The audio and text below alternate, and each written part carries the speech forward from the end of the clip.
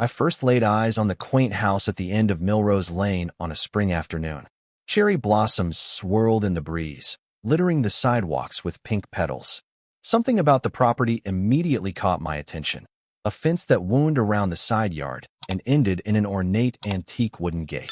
The gate was weather-beaten, but still held a regal charm. I felt an inexplicable connection, like it was beckoning me to step inside and discover its hidden secrets. Within days, I'd made an offer on the house. I was escaping a congested city life, hungry for the peace and quiet of a suburban neighborhood.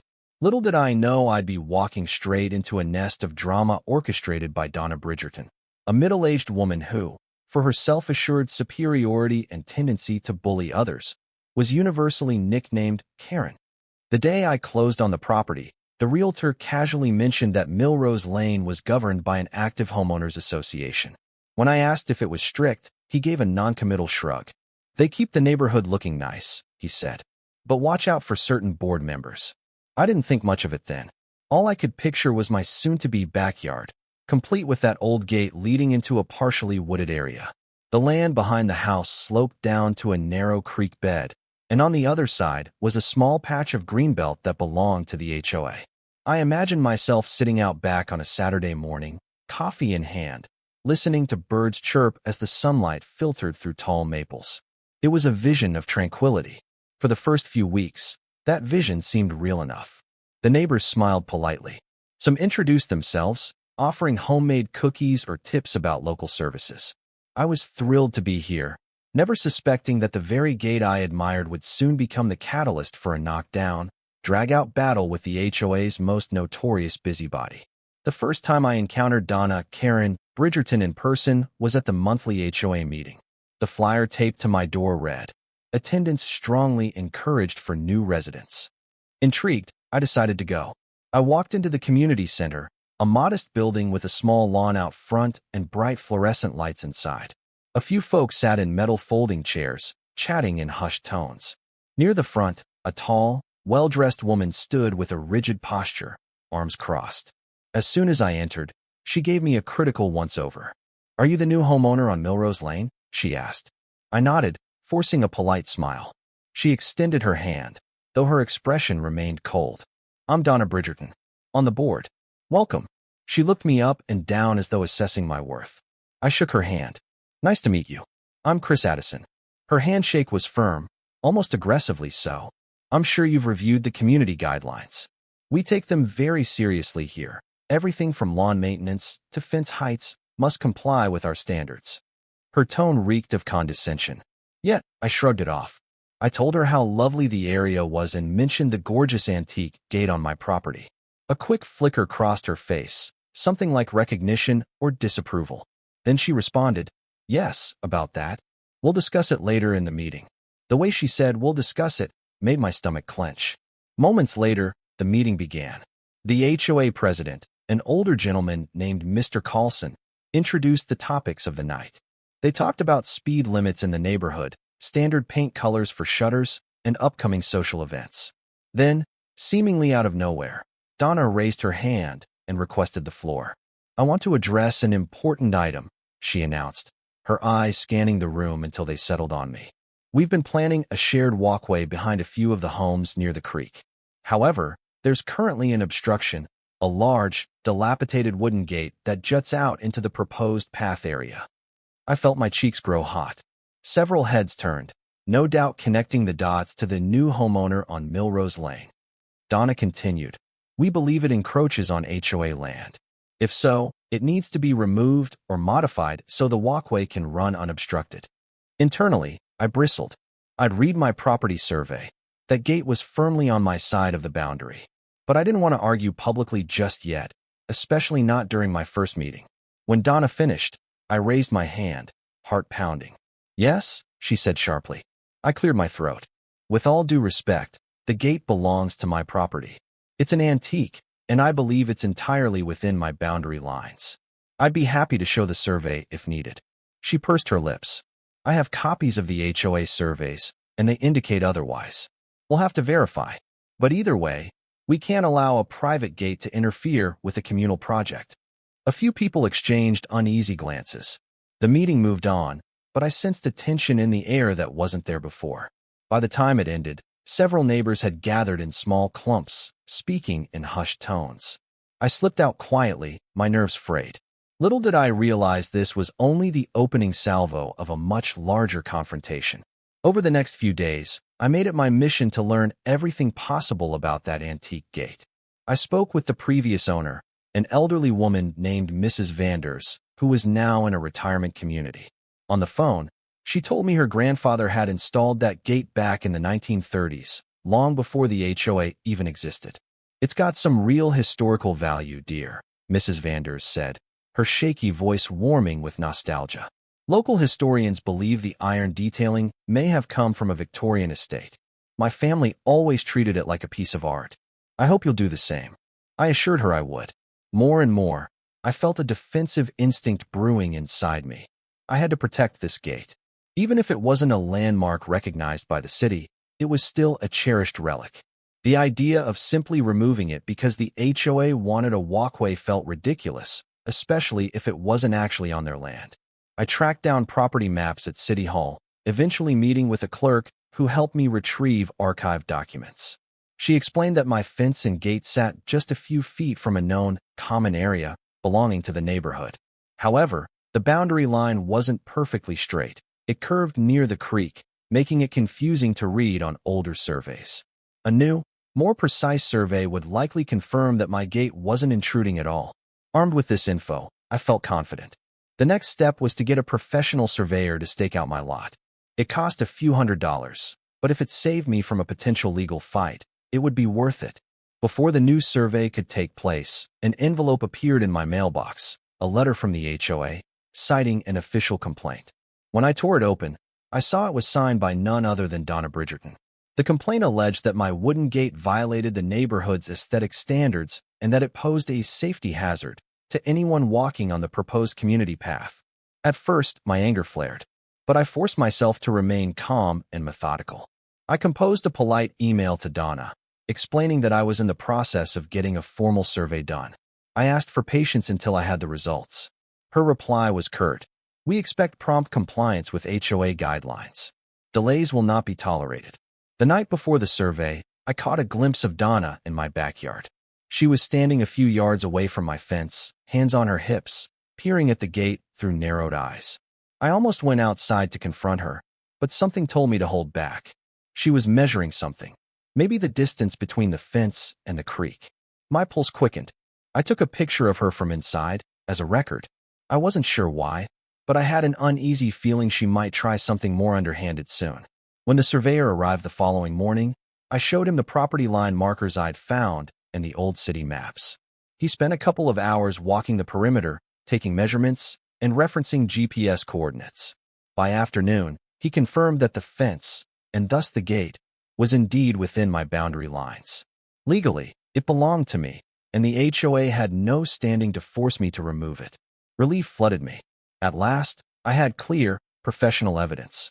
I prepared the documents for submission to the HOA, believing that once Donna saw them, she'd have no choice but to back off.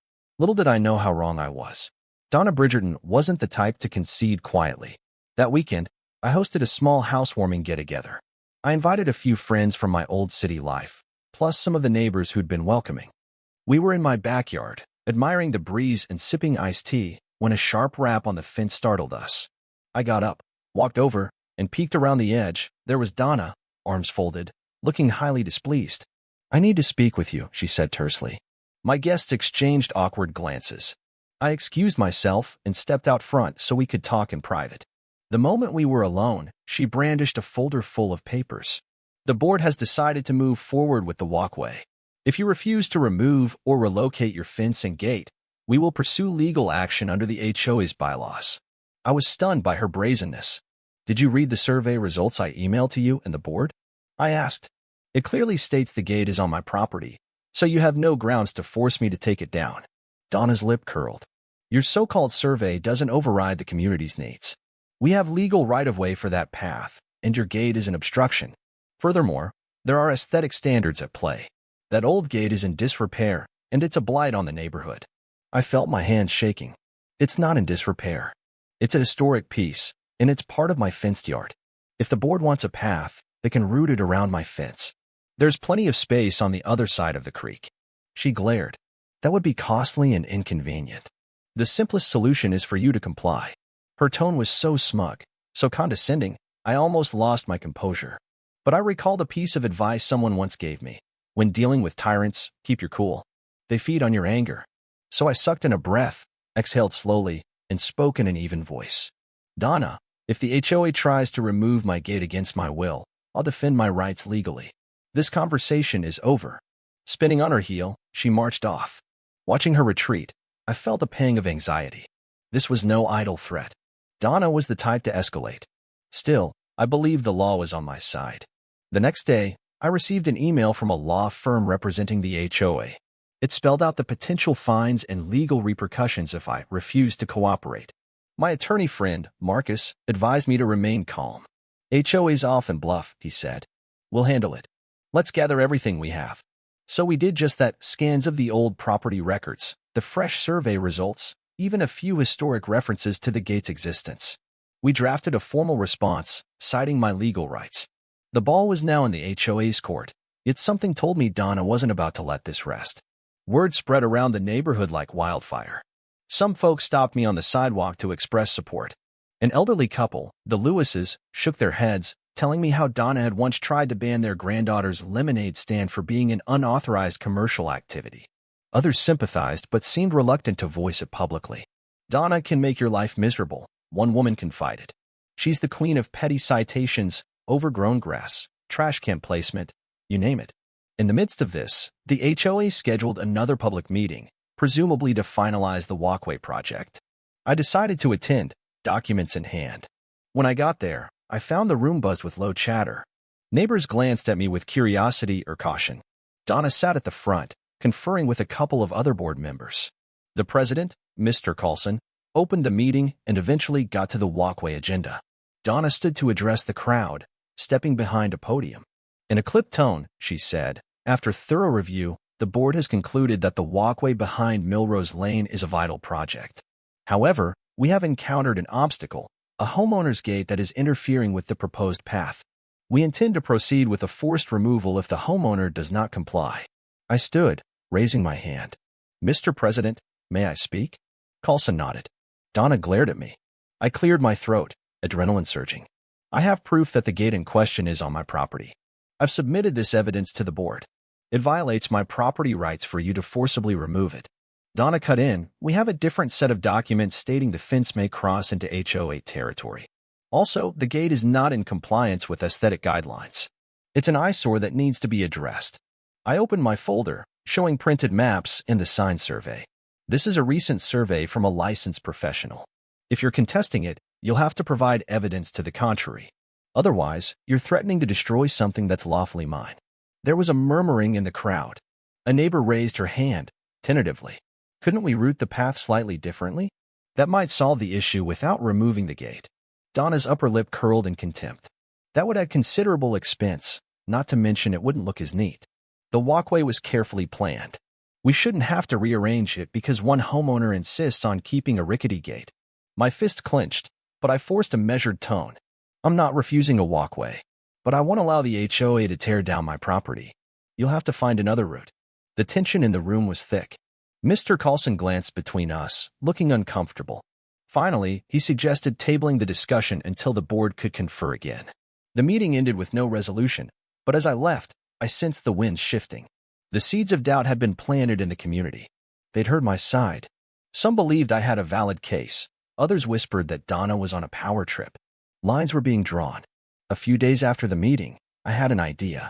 If the HOA's major argument was that my gate prevented easy access along the path, maybe I could offer a compromise, upgrade the gate into something even more accessible. I envisioned a high-tech door that could automatically open for neighbors who wanted to use the path, assuming it was actually on my property. That way, nobody could accuse me of blocking community space. At the same time, I could maintain control over who entered my yard. Excited about the concept, I rang up an old college friend named Lewis, an engineer specializing in home automation systems. Over a video call, I explained my predicament. Lewis's eyes lit up with enthusiasm. I can help you build something that'd make a medieval drawbridge look outdated, he quipped. Camera, motion sensor, keypad, and maybe even facial recognition if you want to get fancy. I chuckled. The more secure, the better. I want to avoid any claim that I'm obstructing the public, but I also want to safeguard my property from forced intrusion. We began hashing out the details, a robust metal frame to replace the old wood, but clad with reclaimed wooden panels so it would look aesthetically pleasing from the outside. A motorized latch that could unlock when a registered user approached, or when I manually granted access via a phone app. A small camera integrated into the design, capturing video of anyone attempting to open it without permission. This was more than just a gate upgrade, it was a statement. But there was a catch. Removing the antique gate to install this system might give the HOA an opening to step in before I replaced it. I had to time everything perfectly. Lewis suggested we build the new structure offsite, then swap it in as quickly as possible, ideally in one day, so there was never a prolonged gap in the fence. If we did it right, the HOA wouldn't have time to slip in and tear the fence down for the walkway. In parallel, I consulted with Marcus, my attorney friend. He found the plan both hilarious and ingenious. Karen wants to claim you're blocking the path? Fine. Give them a door with controlled access. If they still complain, it's obvious they're just trying to bully you into submission. He advised me to keep thorough documentation, receipts for the door construction, camera footage of the property lines, everything. We agreed that if the HOA tried any sneaky maneuvers, we'd be ready. I scheduled the installation for a warm Saturday morning, enlisting the help of Lewis and a local contractor. We built most of the door's framework in Lewis's workshop, testing the motor, wiring the camera, and integrating the software. By 8 a.m., the contractor was at my place, carefully removing the old antique gate from its hinges. I took a moment to run my hand over its aged wood and iron patterns. It felt bittersweet. Though I was replacing it, I'd keep it safe in my garage, its legacy wouldn't be lost. Working quickly, we brought over the custom framework piece by piece. The new structure was heavier and sturdier, designed to withstand any brute force attempts. By late afternoon, the automatic door was bolted firmly in place, flush against the existing fence line. Lewis fine-tuned the electronics, hooking up the camera and keypad. I tested the system with my phone, stepping up to the door to see if it recognized my face and unlocked. It worked flawlessly. Just as we finished tidying up, an unmistakable voice pierced the evening air. "What on earth are you doing?" I spun around to see Donna Bridgerton, striding toward us with two other HOA board members in tow. She wore an expression of triumph, as though she'd finally caught me in some grand violation. I stood tall. "I'm installing a new gate, one that allows authorized neighborhood access." She glanced at the sturdy, high-tech door with barely concealed disdain. "You can't just install some contraption like this without HOA approval." My heart pounded, but I kept my tone calm. "It's on my property, replacing the existing gate.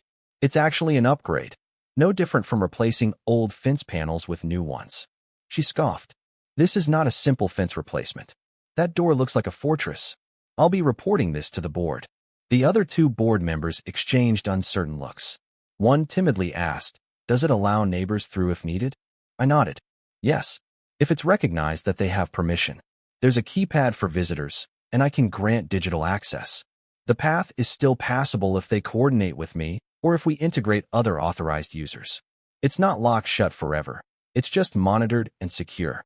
Donna glared. "You can't hold the community hostage to your little face recognition scheme. Our walkway is supposed to be open. You're deliberately blocking it." I didn't back down. "No, I'm not blocking anything. I'm ensuring my property is protected while still allowing potential access to neighbors. If the HOA wants an open path, they can build it around the fence. Meanwhile, I have the right to protect my yard, especially after receiving threats that the HOA would come tear down my gate. Now, if you'll excuse me." I turned away, leaving her fuming. As the sun sank behind the rooftops, I could practically feel the tension simmering in the air. Donna's war against my gate had entered its next phase. A week later, I awoke to the rumble of trucks outside my home. Glancing out the window, I saw a small work crew assembling near the creek. Equipment, lumber, and other supplies were being unloaded. The HOA was beginning the walkway project. My heart kicked into overdrive. I just prayed they'd route it around my fence. But deep down, I suspected Donna would try something rash. Sure enough, by mid-morning, the crew moved closer to my fence line. From my kitchen window, I spotted Donna directing them, gesturing toward my new door. I grabbed my phone, started the camera recording, and stepped outside onto my deck, making sure to remain on my property. One of the workers walked up to the door, apparently trying to see if it opened from the outside. It didn't, of course, unless you had the correct code. Donna began shouting. I couldn't make out the exact words, but it sounded like she was telling them to take it down.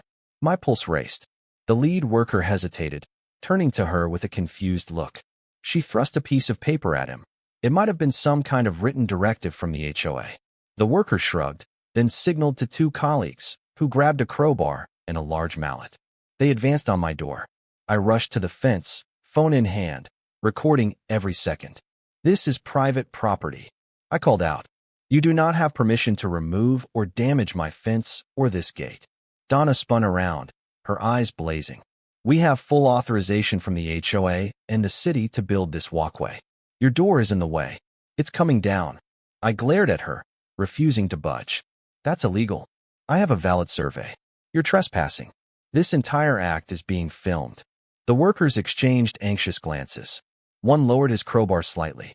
Ma'am, he said to Donna, maybe we should verify. We don't want trouble. He pointed to my phone. He's recording. She snatched the crowbar from his hand, her face turning red. I'll do it myself if I have to. She jammed the tool between the door and the frame, trying to pry it open. The metal door barely flexed. My heart pounded. I worried she'd damage it, but I also knew it was reinforced. Determined to protect my property and gather evidence, I didn't physically intervene. Instead, I shouted, Donna Bridgerton, stop. You're committing vandalism. In response, the door's alarm, part of the system Lewis and I installed, went off. A piercing siren echoed across the yard. That rattled the workers, who stumbled back in alarm, covering their ears. Donna, for her part, nearly dropped the crowbar. She stared at me, fury contorting her features, but also evident frustration that the door wouldn't simply break open. Seconds later, the workers retreated. One shook his head vigorously, telling Donna he refused to risk arrest or legal trouble. Muttering curses under her breath, she hurled the crowbar to the ground. Her accomplices quickly packed up their tools, looking spooked. It was clear they wanted no part in an illegal takedown of private property. With a final glare at me and the camera, Donna stormed off toward her car. I caught her shouting at her phone, presumably calling someone from the HOA or the board. Her face was a thundercloud of rage and embarrassment. Adrenaline surged through me, but also a strong sense of relief. The door had done its job. I had everything on tape, from her direct attempt to vandalize my property to the workers' retreat. That very evening, I emailed the footage to my attorney, along with a detailed account of what had transpired. Marcus was astounded. She literally tried to pry open your fence door? On camera? That's a gift-wrapped legal defense, my friend. The HOA can't spin that any other way. He sent a cease and desist letter to the HOA's legal counsel, attaching a link to the video. In no uncertain terms, the letter stated that any further attempts to remove my property would result in immediate legal action for trespassing, vandalism, and harassment. By the next day, I got a call from Mr. Carlson, the HOA president, who sounded flustered and apologetic. He claimed the board had not authorized Donna's direct use of force. He insisted the HOA would investigate the incident thoroughly. Word spread fast. Within a few days, neighbors were gossiping on social media, sharing bits of the video.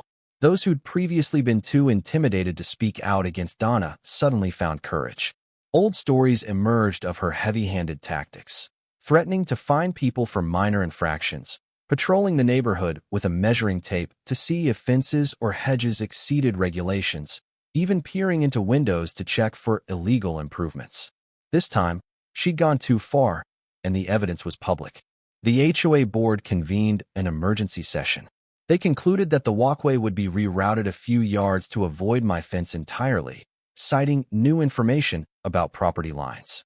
I was officially permitted to keep my new automatic door. But the real shocker was the internal discipline they imposed on Donna. Apparently, she was fined by the HOA for her unauthorized actions and forced to step down from certain board duties. The official statement posted on the neighborhood's bulletin read, "The association does not condone any illegal or inappropriate attempts to enforce community bylaws. We regret any distress caused to the homeowner and have resolved to proceed with the walkway in a manner respectful to private property." In other words, The HOA recognized they were on the losing side of a legal battle, largely thanks to Donna's reckless aggression. As for her, neighbors reported seeing her slink around with a dark scowl, avoiding eye contact. Some said she rarely showed up to HOA gatherings now, and when she did, she spoke little, overshadowed by the embarrassment of her defeat. I, on the other hand, felt a triumphant sense of relief and a renewed appreciation for the law's capacity to protect individual rights. My automatic door stood proudly, opening for authorized neighbors who requested access.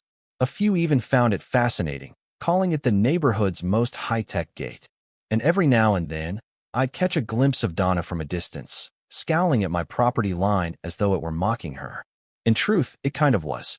With the walkway finished, curving gently behind my yard, but leaving my fence untouched, life in the neighborhood settled into a more peaceful routine. I began hosting small barbecues, inviting both old friends and a few of the kinder neighbors who'd stood by me. Some asked about the gate's technology, curious how they might replicate a similar security system for their own homes. If anything, the fiasco ended up inspiring new friendships. We bonded over the shared relief that Donna's reign of terror had been curtailed. One balmy summer evening, I was tending my grill in the backyard. The light of the setting sun cast long shadows across the grass. I glanced over at my automatic door. It hummed softly, powered by a small solar panel we discreetly placed atop the fence. The camera lens, almost invisible behind a wooden slat, blinked gently. A smile tugged at my lips as I recalled the tension-filled weeks of fighting for my gate. It was never just a gate. It was a testament to the home's history, to my right to preserve what I valued. I'd refuse to let a domineering HOA board member bulldoze my heritage, and I'd emerge victorious. I couldn't help thinking how proud Mrs. Vanders would be if she saw how I defended her grandfather's legacy, transforming it into something modern yet still rooted in the past. The antique wooden panels I used to veneer the new door were salvaged from the original gate, carefully treated and framed.